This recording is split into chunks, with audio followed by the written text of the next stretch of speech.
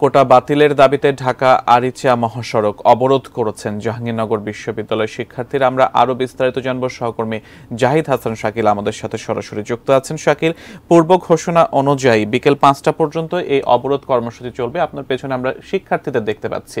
সেই সাথে সাথে অবরোধের সাথে সাথে আপনি সড়কের যানজটের যে পরিস্থিতি সৃষ্টি হয়েছে সে খবরও জানাবেন।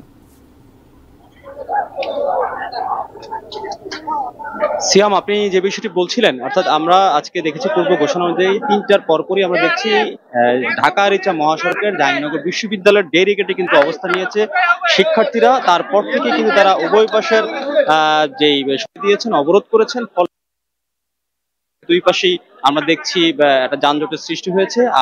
আর আমরা যদি একটু শিক্ষার্থীদের বিষয়টি বলি, আমরা দেখছি এখন আমার পিছনে দেখতে পাচ্ছেন যে শত শত শিক্ষার্থীরা কিন্তু সড়কে অবস্থান নিয়েছেন।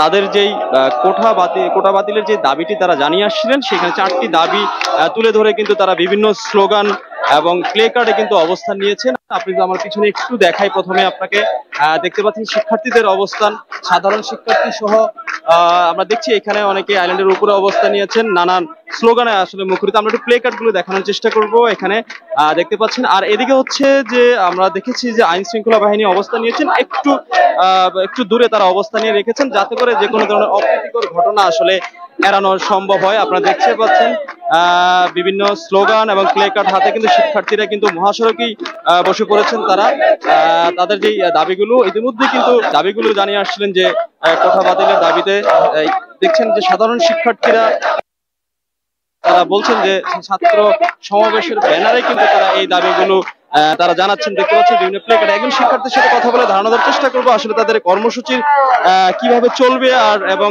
কিভাবে তারা আসলে সমন্বয় করছেন বা পরবর্তী কার্যক্রম কি। আমাদের সাথে একজন আছেন, একটু জানাবেন আপনাদের দাবিগুলো কি এবং পরবর্তী কি কর্মসূচি। এদিকে আবার রাস্তা যেহেতু অবরোধ হচ্ছে, যানজটের একটা সৃষ্টি হচ্ছে, ভোগান্তিও হচ্ছে, এই বিষয়গুলো আপনারা কিভাবে দেখছেন? আমরা এখানে 4 দফা দাবি নিয়ে আমরা শিক্ষার্থীরা সহ সারা দেশের শিক্ষার্থীরা এখানে সমবেত হয়েছি। যে আমাদের প্রথম দাবিগুলো হচ্ছে কোটা 18 সালের যে পরিপত্র সেটাকে বহাল রাখতে হবে এবং কোটা বৈষম্য বাতিল করতে হবে এবং সংবিধান বিবেচনায় অনগ্রসর জাতিগোষ্ঠীর জন্য সামান্য কিছু কোটা